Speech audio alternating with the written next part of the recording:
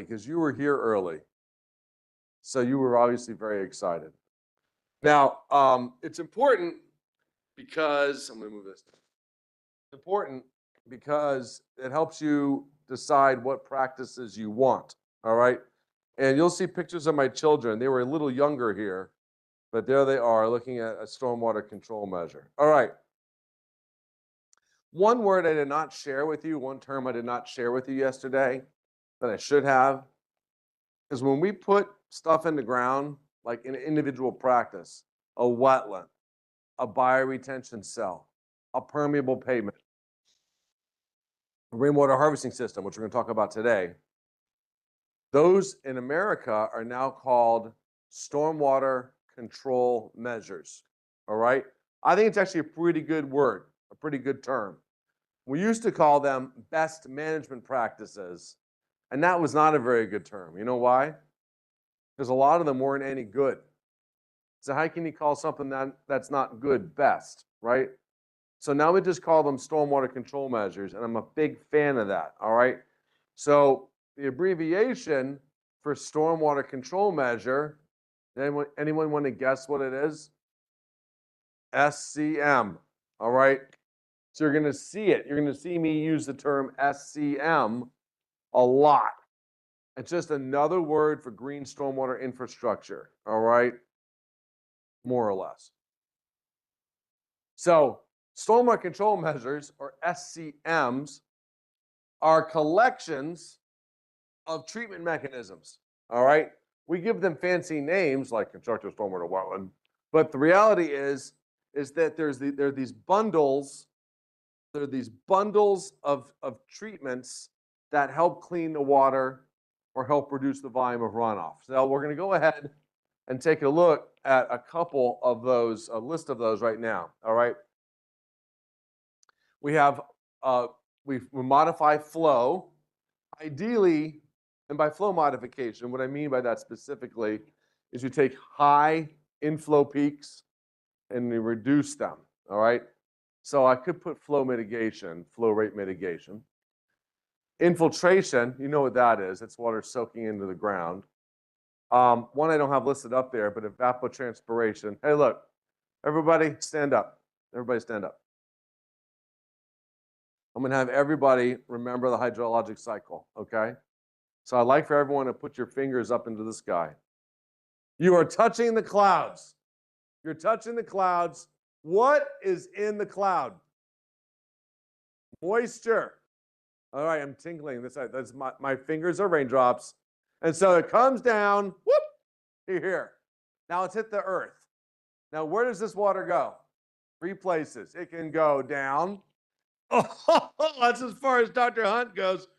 That's infiltration. All right.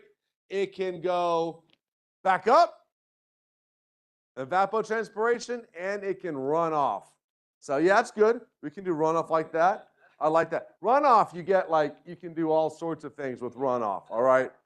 But all right, so that's it. 3 things. So thumbs up. What we don't want to do is this. We want to reduce this, even though this is the most fun. We're trying to do as much of this and as much of that. Everyone got it? There's your flow modification. You can sit back down. Now that you feel good, now you're up for the day. Now you feel ready to learn today. Right. You're like, oh my gosh, Dr. Hunt slept last night. I did. I should have gotten here a day earlier, and it just didn't work out. So I ended up landing on Sunday morning. And to teach on Monday after you land in India on Sunday after flying from America, that's a lot. But I slept a little better yesterday, so we're going to see how we go today. I'm feeling pretty good right now. All right. So I just went through the 3 hydro modifications, the hydro treatment. Then there are the pollutant mitigations, so the ones that change the concentrations. Sedimentation, filtration, and gross filtration. Those specifically deal with particle removal, all right? And then chemical absorption, which is what takes dissolved species, most dissolved species of metals and phosphorus out. Chemicals, microbial transformation, which is done by microbes. That helps get rid typically of nitrogen and certain types of pathogens. And then thermal pollution. On how important thermal pollution is here. But if you were to head up towards the Himalayas where the water is cold and doesn't want to get warm, then you can do that. And then desiccation and predation is how you kill pathogens. Whoop, whoop, whoop, whoop, whoop, whoop, whoop. So let's go ahead and talk about flow modification. When we design practices like ponds and wetlands and then dry basins, we put holes in the outlet structure. You know what those holes are called? Orifice. Orifice. How many of you have heard the term orifice? That's great. Orifice is a really good engineering term. Okay. We could just call it a hole, right? But do we want to call it a hole? No. Why don't we want to call it a hole? It doesn't sound fancy, right? They hire engineers to do hard work, right? And as an engineer, you demand to get paid. If you like, I'm going to design a hole for you, people aren't going to pay you anything. But if you say, I'm going to design an orifice, they're like, okay, how many rupees is that going to be? All right. So that's why we use, just remember, we have our own terminology to help us sound smarter. Okay. So there's your orifice. And the orifice is key because it's what changes the flow rate as the water is stored in the basin. There is an issue, though, is that we see really big erosion in non-stabilized streams because of how we design our orifices, all right? Or orify, it's probably the proper Latin term. All right, I'm going to skip through this just for time's sake. But what I want everyone to, I have a long talk I give on them. I'm going to skip on that. But this is what we start. Well, what we start with is this maroon. Hey, you guys like my hat? I'm going to wear it all day long. At least while we're inside. That was a really nice gift I got. Somebody, who gave me this gift? You're not, she's gone. Where? There you are. I love it. I'm going to love this hat all day long. All right. So we start out with this green, this maroon or brown curve, okay? That's the hydrograph associated with an undeveloped area. And then we develop it. We basically take that field. We were talking about very productive, very fertile soils here in Uttarakhand, okay? And we pave over it. Yesterday, the professor talked about how in Bangalore, which is obviously in the south, they had added 100 square kilometers of city in the last decade. That's a lot. So they're knocking out vegetated areas and they're replacing it with impermeable surfaces. All right. Well, what hydrograph do you get when you knock all the vegetation out and you put up impermeable surfaces? What color? The red one. Right. You guys like music? You know who the Counting Crows are? Anyone know who the Counting Crows are? They paved paradise and put up a parking lot. You guys know that song? Homework. Look that one up. You'll like that. It's basically an environmental song. They paved paradise and they put up a parking lot. All right. Well, that's what's happening in Bangalore. Except they're calling them car parks down there, but you get the idea. All right. So that was the red one. And then we come in like, oh, we got a problem here. Because that red one is what causes stream blowout. Well, it's what causes flooding. The red one's what causes flooding. Like, okay, we need to tamp down the flooding. So they put in that hole, the orifice, to manage the flow rates. And guess what color we get then? What color? It's not red. It's not brown. What's another color up there? Green is what we want to go for, but it actually is orange. They give us the orange one. All right. So what it does is we release the flow rate at a much lower rate, what it was initially, but you can see how it extends. It keeps going and going and going and going, right? Well, that might seem okay, except when you hold a flow rate out for a really long period of time, it causes streams to erode, right? And so the only way to mitigate that is actually to start putting more water into the ground and more water up into the atmosphere, okay? So that's why infiltration and evapotranspiration are so important because this orange flow rate, like these are like the Indian flag colors, right? Boom. Green is the best. Orange is actually not great because that orange is what causes that. All right. Now let's keep going. So what we want our stormwater control measures to do is to take really a big inflow peaks and reduce them. This is what we've done here. And then we also want to release less water than what we started with. All right. Now, obviously, this graph, this is about a 29 millimeter storm, so it's a medium-sized storm. All right. This graph shows a really high peak flow, and it shows how it was squashed. All right, it was dampened. But what is hard to tell is you don't know how high that peak is. If you integrated under the inflow curve and compared that area to what you integrated under the outflow curve, guess what you'd find? That the inflow area is 20 times more than the outflow area, which is really the inflow volume is 20 times higher than the outflow volume.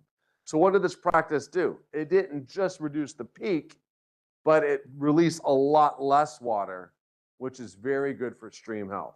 Everyone clear on that? Okay. So and when we can find practices that are good at taking runoff and putting them into the ground and up into the atmosphere, you're going to be like, that's a good stormwater control measure. I'll skip through this one. This is a fancy one. We're not going to talk much about it. It's called regenerative stormwater conveyance, but it doesn't really quite do that. My grad student did that, and that's not quite right, but the water does flow through the media. It just doesn't go up and down. You can vegetate them to get evapotranspiration. These are all things you can do as you build your stormwater control measures. And this particular one did a great job, not only reducing peak flow, but reducing volume. And that's what you want to get when you put stormwater control measures in the ground. Now let's talk about, again, one of the two main ways that you can reduce volume. Infiltration. This is something called an infiltration basin. Infiltration basins work great when you don't have a water table up near the surface.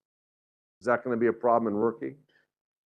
It actually is a problem in Rookie because you guys have a relatively high water table. All right. Now, if it's 1.5 meters or 2 meters away, then you do have some infiltration options. If it's only a meter or certainly a half a meter, then you're not going to infiltrate much water, maybe hardly any water. All right. This particular site, we infiltrated a lot of water. The water table was between 1.5 and 2 meters away from the surface. And you can see we had a 75 millimeter storm. It filled it up, all right? And then the next day, most of that water had soaked back into the soil, which was great, all right? So infiltration is a great way of removing volumes, which helps stream health, okay? To let that water soak into the ground. Now, the other one we talked about is evaporation and evapotranspiration. There is a practice out there that is particularly good at evapotranspiring. Would someone like to guess what that practice is called?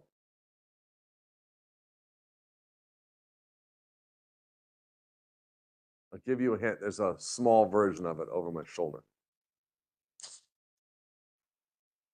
All right.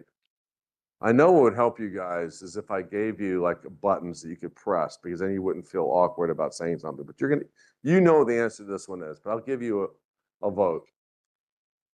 Is a practice that's really good at evapotranspiration, is that permeable pavement or is it a green roof? How many of you say permeable pavement is great at evapotranspiration? How many of you say green roofs are great at? Exactly. All right. So green roofs are really good at evapotranspiration. There's also another practice called a blue roof, which in this case looks looks gray. But that's an evaporation. And we'll talk more about blue roofs later, all right? But just know that these practices are designed to evapotranspire. You guys like Johnny Cash? You guys know who Johnny Cash is? The Man in Black? Ring of Fire. You guys know Ring of Fire? I fell into a burning ring of fire. You guys know that song? No? Yeah, I mean, you like, Bill, do you know any Indian songs? I'm like, no, I don't. So I get it. It's a very popular song from the 1960s in America, Ring of Fire. It's a good one to look up, all right? And that's 2 homework assignments. In fact, I'd rather you learn, I mean, Pay Paradise, but the parking lot's probably better. But Ring of Fire is a great song. Anyway, I wrote a version of that song that talks about evapotranspiration, right? You always know someone loves their craft if they write songs about what they do. I hope all of you feel that way someday in your life and in your career. Write songs and sing songs about your family and write songs about what you do and your job. If you can do both of those things, as long as the song about your family is not about loss and death and sadness, then you know you're doing right. Then you know you're doing right. All right. So here we go. This gray curve, the gray curve, that is the amount of runoff we had from a standard roof. And the green curve and the blue curve, that's the amount of runoff we had from the control, from the blue roof and the green roof. What do you see here? About 50% of the water that fell on that roof evapotranspired or evaporated from the blue roof. It's just evaporation. All right? So, infiltration, evapotranspiration. Those are great things to have at your discretion when you're trying to improve pollutant loads. All right. So in North Carolina, in many places, I'm not saying this is correct, but it is how it is. When you're calculating a pollutant load, what you're doing is you're looking at a volume of water and you are multiplying it by the concentration of the pollutant in that volume. So if we want to improve a pollutant load, and so pollutants, while we do worry about concentrations, really what the receiving water wants to know is how many kgs of a pollutant are you dumping into me, all right? If it's like a very small number of kgs with a high concentration, chances are it's okay. I'm not saying you should do that, but chances are it's okay. But if it's a bunch of kgs, then that's a problem, because that's what is going to contaminate, hurt the fish, and all that. And so if you can reduce the volume of water that's being discharged from your practice, then guess what? You're going to reduce your pollutant load. If a lot of water comes in and a little water leaves, even if you don't even change the concentration from here to here, you've reduced your pollutant load, all right? And so in North Carolina, if you reduce the volume of water you discharge, they count that as reducing your pollutant load, all right? Even if you don't change the concentration. So evaporation and infiltration, they both reduce the volume of outflow, and therefore they both help reduce your pollutant load just by doing the volume of outflow improvement. Now, everything else I'm going to talk about is associated with changing your concentration of pollutants, all right? So even if the outflow doesn't change, like we're going to look at constructed wetlands, they don't change outflow a lot. There's a little, but not much. Constructed wetlands, what they're trying to do is lower the concentration of the pollutant from what came in to what left. All right. So there we go. Now let's talk about the pollutant removal mechanisms associated with reducing your concentration. We're going to start with sedimentation. All right, guys. What equation, and you can talk to each other and agree on it before you tell me. What equation do we use to calculate sedimentation rates? Stokes' law. How many of you agree with that? Put your hands up, everybody, because that is the correct answer. Good job. All right. So sedimentation is calculated by Stokes' law. For those of you that want a real quick reminder How many of you are civil or agricultural engineers? How many of you are not? Okay, okay, okay. What's your background?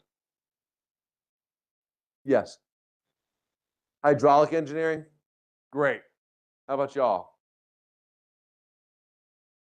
Your background? What's that?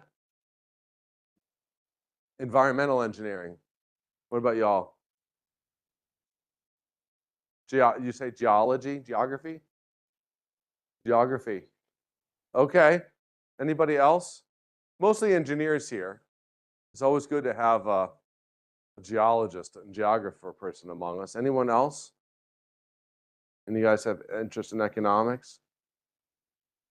I figure you probably wouldn't be here, but you never know. All right. That means you guys are going to know a lot about what I'm about to share with you. And so it's all going to be a review. The whole idea behind a stormwater control measure is to keep water, for sedimentation purposes, is to keep water in the practice and the particles in the practice so that as the water flows and the particle falls, that it eventually hits the bottom. That's all sedimentation is. All right? And so, as you said before, how quickly a particle falls is determined. We use Stokes' law to determine that. This is for big stuff. You almost don't have to even worry about the big stuff because it all falls out. All right. But Stokes' law, man, that's how we determine if stuff falls out. Now, it's therefore very important. Oh yeah, take a look at this. Take a look at this equation. What is the most important parameter to determine settling velocity? What diameter? And how do you know that? Because there's a 2 next to it, right? 2 squared, right? So therefore, it's the most important parameter. So if you need to know the diameter of, if diameter is the most important parameter, then you need to know the diameter of the particles associated with your runoff. All right. Now, we've done a lot of work in North Carolina looking at typical sediment distributions. All right. And so, for you to have a good feel for how well a practice here will reduce how well sedimentation will work here, you'll need to know, and you probably have it, particle size distributions associated with typical runoff in the rookie area. Okay. In North Carolina, we have a couple of, we actually did a bunch of tests with our transportation ministry. We call it the Department of Transportation.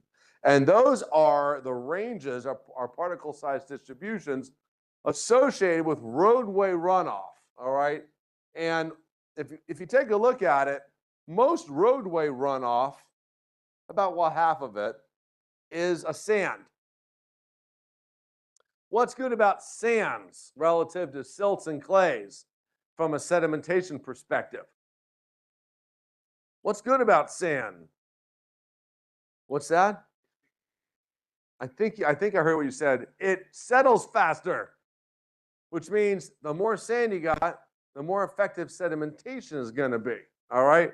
So that's pretty good. About 50% of it was sand, and only a very small fraction, less than 5%, I think, on average, was clay, which is basically about impossible for us to remove.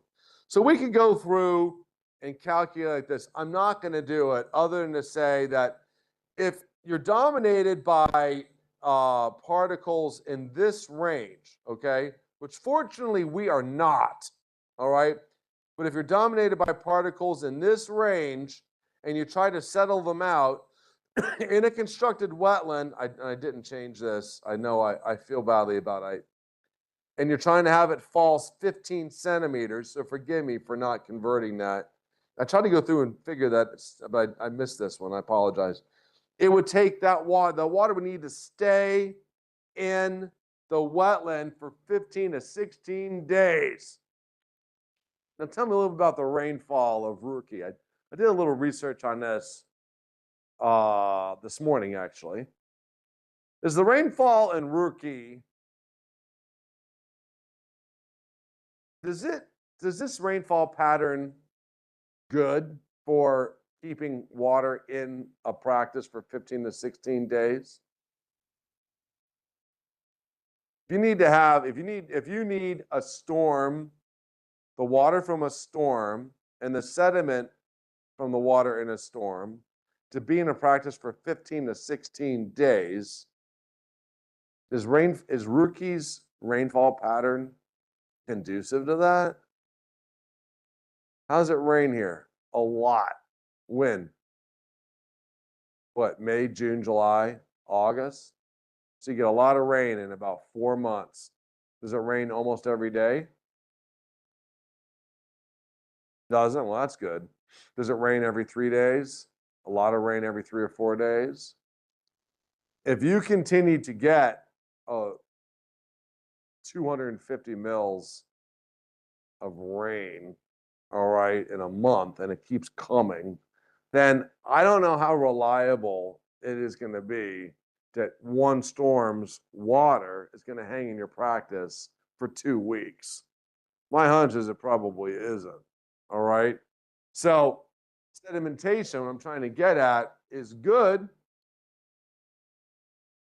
Is not good if you have clays, but it is good if you have sands. All right. So the exact same calculation. This time we're running it for sand particles, and instead of needing weeks, 2 weeks. Thank you for that, by the way. Instead of needing 2 weeks for the particles to fall out, you just need hours. You measure it in hours. So it's in your interest. I mean, it is what it is. You can't change the soil you've got, right? But it's in your interest to have coarser grained particles for sedimentation to work. All right. Thank you so much. Man, you guys are just living.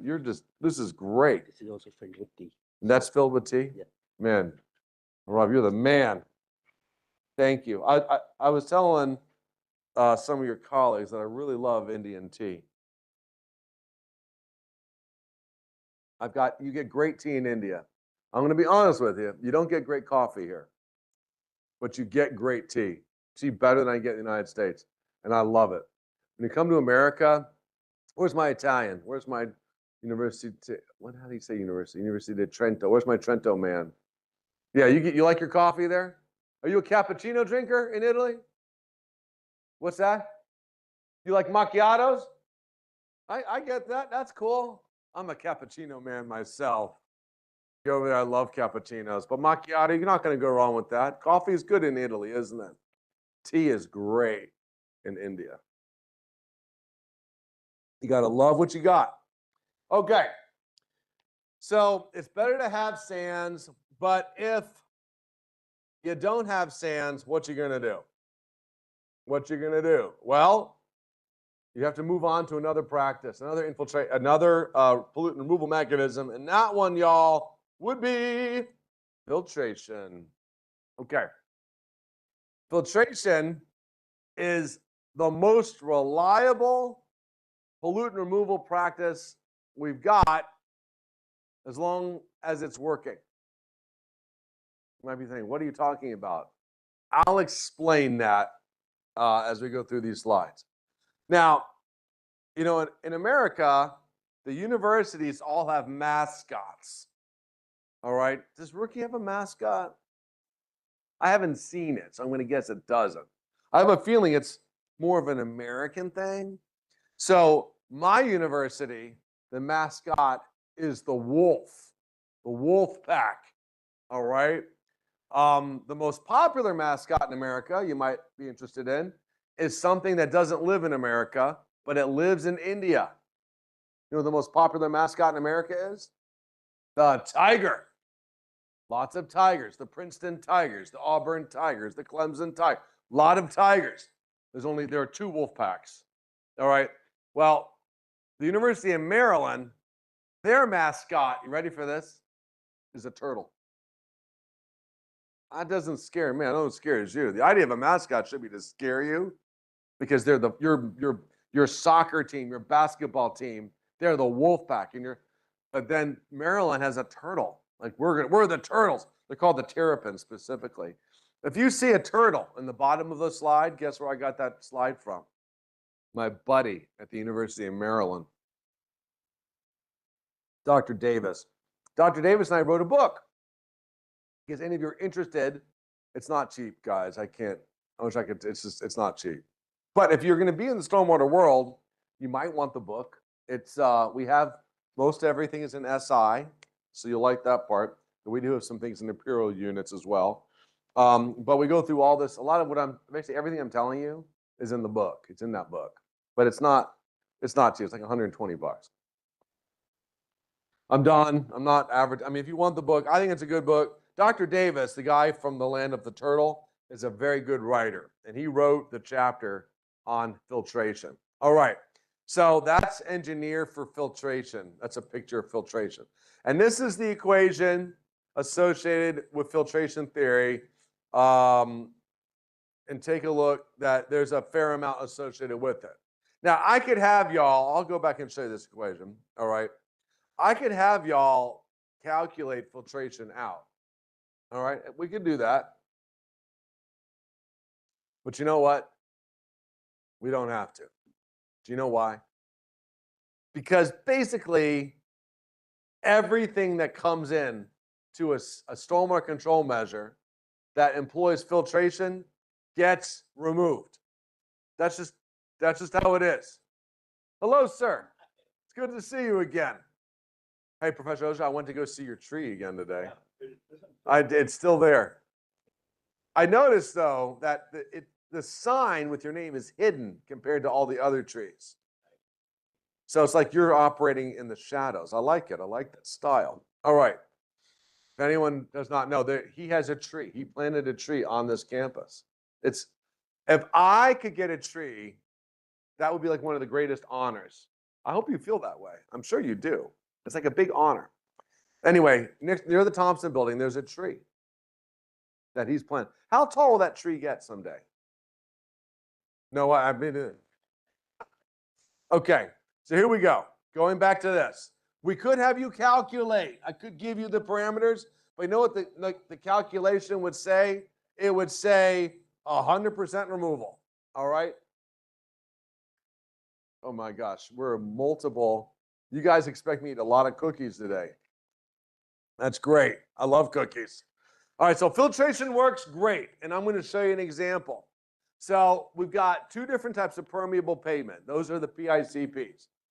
Then we've got this practice that has step pools that water filters in through the media. Then we've got a Silva cell, which is a proprietary system. In America, in Australia as well, proprietary products are very popular. What do I mean by proprietary products? What does that sound like it means? I'm going to break you guys down before I'm done. What does it sound like? It's a proprietary product. What does proprietary mean? What's that? That's good. That's exactly right.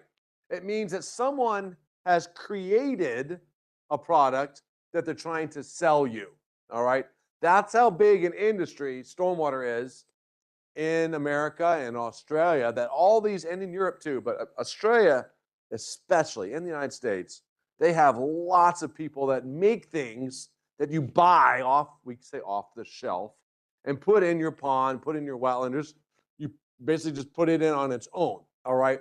So Silva Cell is a proprietary thing that is basically a filtration-based practice that's under a sidewalk, under a parking lot. But it's basically they put a media in and the water soaks through the media, perks through the media. And then BRC is bioretention. Now look at that. Look at the data on me, over my shoulder, or well over my shoulder. Look at the inlet concentrations. Look at the outlet concentrations. And all these things are based on filtration. What do these data tell you very clearly? Does filtration work or not work? It works. It works. You might be wondering, why are those concentrations zero? Because even the media or the gravel has small particles in it that are like present, that get washed out when it rains. All right? But anytime, like our limit, the limit, if we see any of those outlet concentrations under 20, we're like, well, that's pretty good. All right? all but one of them was under 10. These are really good numbers. And to compare those to the numbers that came in, all right? So filtration practices work great if we're trying to remove particles, okay? They work great until they don't. Now, what do you think that means? What if you have really high sedimentation loads coming in? See that picture on the top? That was a high sedimentation load coming in. How well, for filtration practices to work, what does the water have to be able to do through the media? Percolate, right? Talking about coffee earlier. Has to percolate. Is water going to perk through that? Nope. So infiltration-based practices, and infiltration works great until it does such a good job I meant filtration rather, until it does such a good job of filtering that it binds itself and clogs. All right. And so there's a happy median.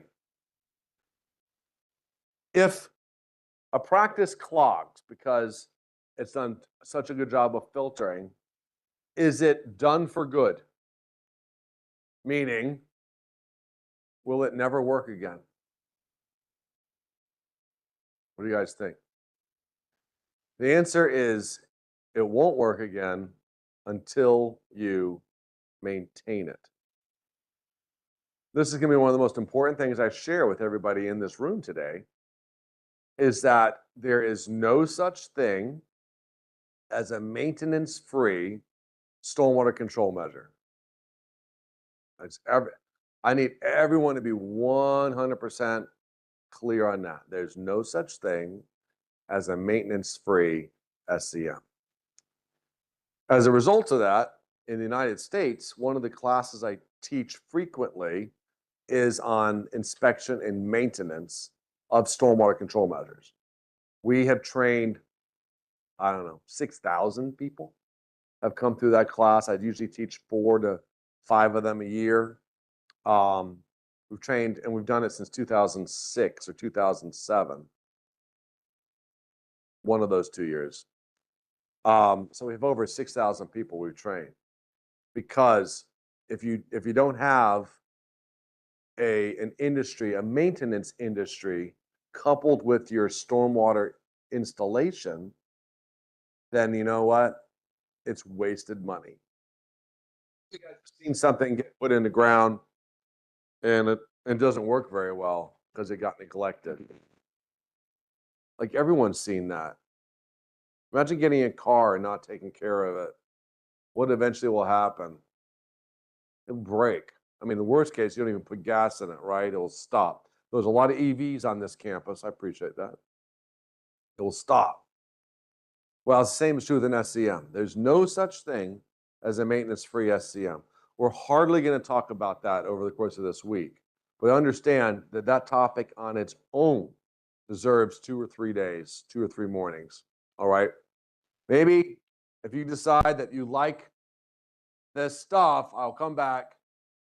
Partly because I need to go to Chennai. You guys are convinced I need to go to Chennai. I want to go see the Himalayas. But I want to be back here on Rookie again. All right, gross filtration. Gross filtration basically means if it's a big particle and you can grab it like this, it's going to get caught. Is everyone on board with that? Unless it's really lightweight and it blows through. But basically all practices are able to do a pretty good job of capturing large stuff. But do we have large stuff here in Rookie? We do in America. I walk around, I see a lot of like trash.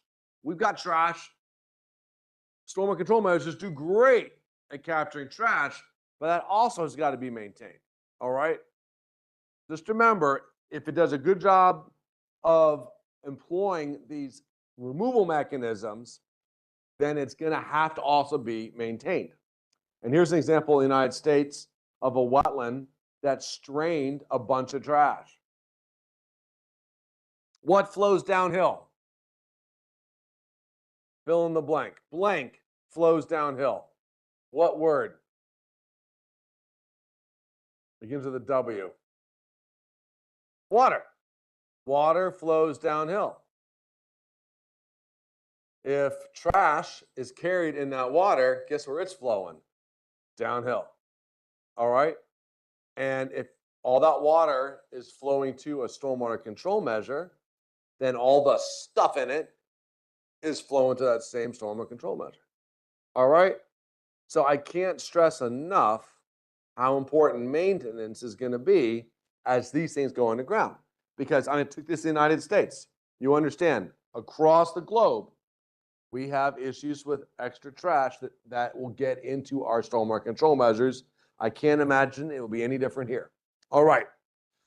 Now I want to move on from the physical realm to the chemical realm. And I'll be honest, I'm more of a physics guy, and I suspect almost all of you are as well. The environmental engineer notwithstanding, you might be more of a chemistry person. I'm a physics guy. All right.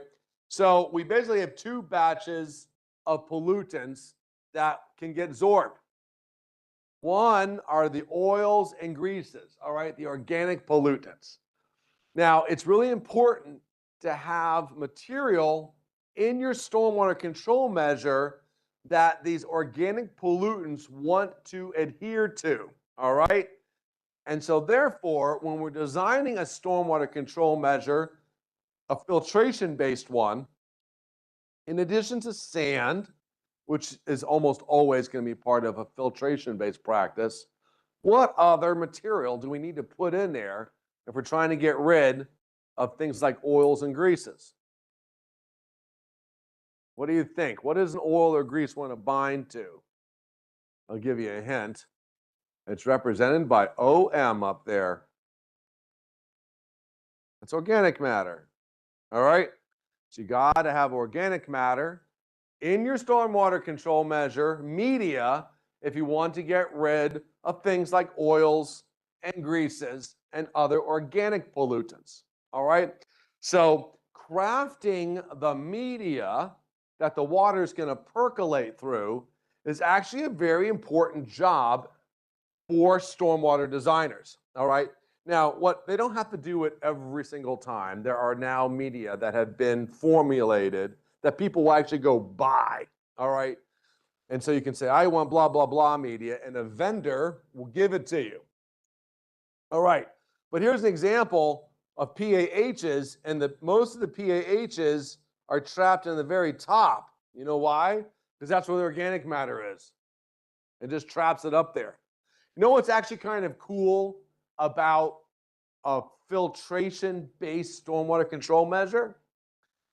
As the runoff comes in, it's trapping the clays, the silts, the sands. But you know what else is trapping? Organic particles. Kind of cool, right? And guess what then attaches themselves to the organic particles that the stormwater control measure just trapped? Oils and greases. So it's literally removing one pollutant, and as it removes one pollutant, you get the add-on benefit of another pollutant getting taken out. That's pretty cool, right? Now, some of you might be thinking, how does, once you remove the PAH, does it just hang there for eternity? Well, I've got good news for you for that one, and the answer is no. Because there are microbes in our media. It's kind of exciting, right? There's a lot of life going on inside your SCM. All right. And so, if you guys play Pac-Man, you guys remember the game Pac-Man? Do you have any old school gamers here? Yeah? Thank you. Thank you. You play Pac-Man. Are you good at Pac-Man? Okay. I was never good at Pac-Man. I like Space Invaders. Do you guys even know what these games are? I know I'm older, but if you're an old school gamer, you would know. Space Invaders, Asteroid, Pac-Man, Frogger, great game. Frogger's a great game. I was pretty good at Frogger too. I was never good at Pac-Man. These are like bad boy Pac-Men. These are like hungry Pac-Men, all right? when you see that, that's a microorganism, according to my friend from the University of Maryland. That's a microorganism. And so the PAHs, they get captured at the top of your media, all right? They're sitting in there, they're on the organic matter. As long as it's moist, control measure, you think it's moist in stormwater control measure? Is there moisture in a stormwater control? Yes, there is. That's why it's there. Stormwater is there for a reason, right? Is there oxygen up near the surface? Yep. If it's working right, there's oxygen up near the surface. And are there micronutrients? You're just going to just accept that there are micronutrients there. So you know what happens? These microbes that want to devour PAHs, for example, they have the perfect stormwater control measures, the perfect environment for them to basically eat the PAHs, to eat the oils and greases. Isn't that cool? And so basically what you have is resilience, a big word in India? I know it is. I've seen it around. It's a resilient system, all right, because of the microbes that are there. So what I'm going to do today is I'm getting my steps in now. I got my mic. I'm mic'd. I get my steps in. Okay, so my buddy at University of Maryland did this really cool experiment. The University of Maryland, and NC State for that matter, have nuclear reactors on campus, all right? They don't produce power to the campus, but they're there because we train nuclear engineers on campus. What he did is he took 2 batches of bioretention media, filter media, all right? And he took 1 batch and he stuck it into the nuclear reactor. And guess what he did? They zapped it. They zapped that media. So what would all that radiation do to anything that's in the media? Anything that's alive in the media. What would that radiation do to it? You think it's good for it? You're right. It kills it. Kills it. Okay. So then what he did is he took motor oil and he dumped it, he poured it onto both media, all right? He poured it onto the media that had been zapped by the reactor, and he poured it onto the media that had not been touched, all right? That just it's poured it on. And then he took a test of it, and you can see it up here, all right, of the presence of motor oil in the media. And this is what it looked like the day it was applied, okay? This is the map of motor oil on the media. This is the motor oil that was poured onto the media that had not gotten zapped. Here's the map of motor oil that was poured onto the media that had gotten zapped. What do you see? What do you see? What you see is that one had a bunch of microbes in it that devoured the motor oil. The other one didn't have any microbes left because it got zapped and everything was still there. Do you see the power of the microbe? Let me ask you guys this. When we design our stormwater control measures, do we think, oh, we better put some microbes in there? Nope. We don't. You know why we don't? Because they're there. Isn't that cool? They're there. They're just waiting to be energized. And all the oil comes in, and boom, they're excited, and they get to go eat. By the way, what they're turning this stuff into is water, oxygen. It's not bad. We're good. Inorganic absorption is a little bit different. And what it essentially means is for most pollutants, you want to make sure you have things like aluminum or iron in your media, all right? Aluminum and iron in your media, because that's what's going to trap a lot of the metals and dissolved phosphorus, orthophosphate, which are both pollutants we worry about in the United States and across the globe. Now, I know it's a little different here, but in America, we have middle schools, and they're basically for children that are 12, 13, and 14. All right, 12, 13, 14. And that's when they introduce those age children to dance. They have dances, all right? And it's rock and roll music normally. So you know what the boys do at the dance? No, you know what the girls do when they go to the dance? You're going to be shocked by this. They dance. The girls are out there dancing. Do you know what the boys do? You guys want to guess what the boys do? I'm going to show you what the boys do. They stand up against the wall and they watch the girl dance. Okay? That's what they do. They watch the girl dance. And then all of a sudden, the slow dance song comes on. The slow dance song. You know what that song's for? To encourage the boys to dance with the girls.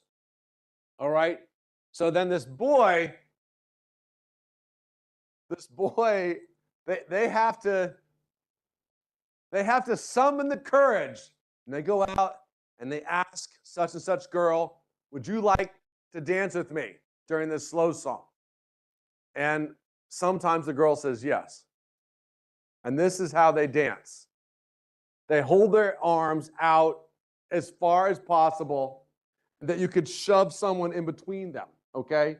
They dance like this, all right? And that's because the girl doesn't really want to dance with the boy. She said, I'll dance with you, but she doesn't really want to dance with him. She was being polite. So the girl is dancing like this. You know what she's doing the whole time? She's looking around, trying to find someone else that she'd rather dance with, okay? That's what's happening. Well, guys, that's essentially what happens in soil particles, all right? So the hydroxyl, OH, it is dancing with iron. And they're dancing like this. Iron or aluminum, all right, I'll dance with you. I don't really want to, but I'll do it. But you know what they're doing the whole time? She's looking for the man the boy she really wants to dance with. You know who she really wants to dance with? Ortho P. She wants to dance with the dissolved phosphorus in the worst way. And guess who shows up into the room? Dissolved phosphorus. So guess what happens at the end of the dance to the hydroxyl ion? When that dance is over, she says, see you later. And she says, come dance with me, dissolve P. You know what dissolve P does? Says, yeah, I'll dance with you. Do you think they dance like this? That's correct. They actually embrace and hold each other. And that is how stormwater control measures remove dissolved metals and dissolved phosphorus. You guys will remember that? Thank you. All the girls are like, I know that dance. I know that. I know that's how it works. Boys, what you really need to do is learn how to. The other thing, as I teach my sons, I said, all you guys need to learn to write you write cursive. People don't write cursive anymore. You know what I'm talking about? Like the nice flowing language when you write. I mean, Hindi has a very pretty way it's written. English is just, Italian is just, Latin is all blocked. But the cursive is actually very pretty. I tell my sons, learn cursive. You know why? Because girls like it. It's true. I write little notes to the people I love in cursive, and they love it. All right. There you go. That's how inorganic absorption works. By the way, pH matters. So the more acidic it is, the harder it is, even though aluminum or iron loves dancing with zinc, the more acidic it gets, the less it wants to hold on to zinc. All right. So you want more neutral, a nice neutral situation so that the dance goes on forever. All right. Now let's move on to biological transformation. It's particularly important for nitrogen removal, all right? So there's three principal types of nitrogen that's coming into our stormwater control measures. Organic nitrogen and ammonia, you combine those two, you get TKN, and then nitrate plus nitrite. There's not that much nitrite. It's not very stable, but nitrate is, all right? And so you get rid of each of these in a different way. This is a form of, the nitrogen cycle is actually even more complicated than this, but essentially your organic matter comes in, your nitrogen, organic nitrogen breaks from that. It gets into an aerobic environment where certain microbes convert the organic nitrogen into ammonia. And then that ammonia in that same organic oxygenated environment breaks down, my other set of microbes break it down into nitrite, nitrate being the stable state. And then you need to have the nitrate enter an anoxic environment where there's no oxygen, where denitrification to N2 gas takes place. All right? So what does that mean from a stormwater control measure design standpoint?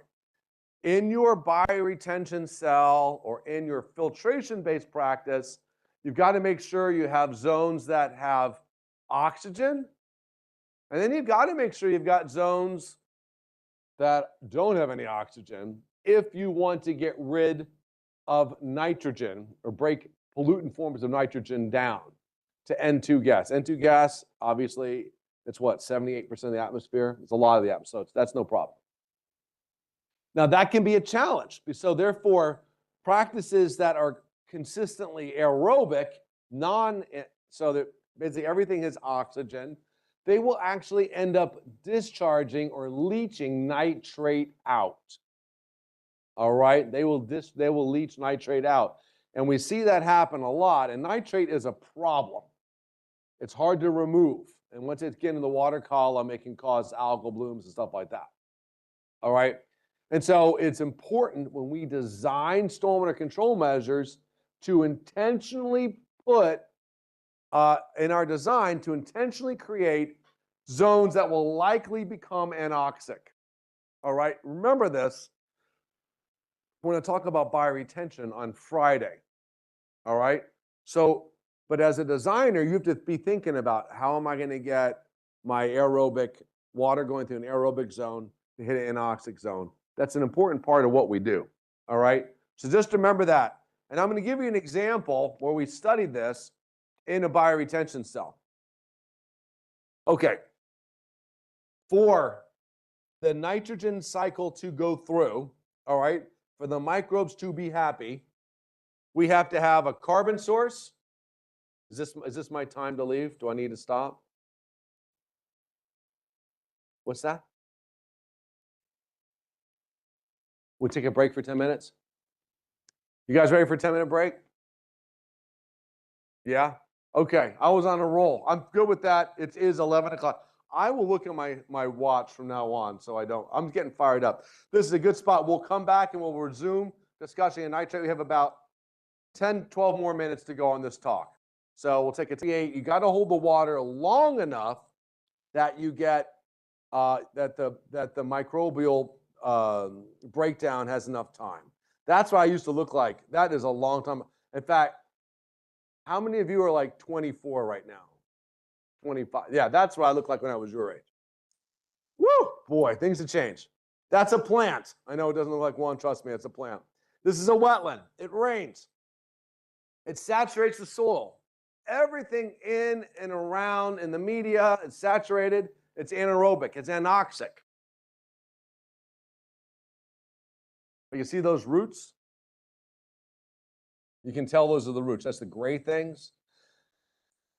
They have oxygen around them. Like the roots will have oxygen like in and around them. So guess what you got? You've got anoxic zones intermingled. Really, you got aerobic zones intermingled with anoxic zones. You know what that means? That means you've got the perfect environment for denitrification to occur. So constructed stormwater wetlands are particularly good. All right? They're particularly good at getting rid of nitrogen. Bacteria. Bacteria are hitchhikers. All right. So you got your bacteria, they're riding along on your sediment. Well, how do you get rid of sediment? What are the two ways you get rid of sediment? We talked about them. What are the two mechanisms? I heard sedimentation. What's the other one? Filtration. You got it. And so if bacteria is hitchhiking with sediment and you filter the sediment out, then guess what? You're also filtering out the bacteria. All right? But remember, bacteria are alive. Okay? They're alive. And because they're alive, that means they can grow. It also means that they can be food to something else. And that's essentially what we see here. It's hard to tell, but there's an amoeba coming in to eat a bacterium. Protozoa are particularly good eaters of it. All right.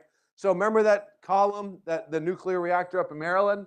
Again, he took one media, he zapped it, he killed all the predators. All right. The other media he didn't do anything with.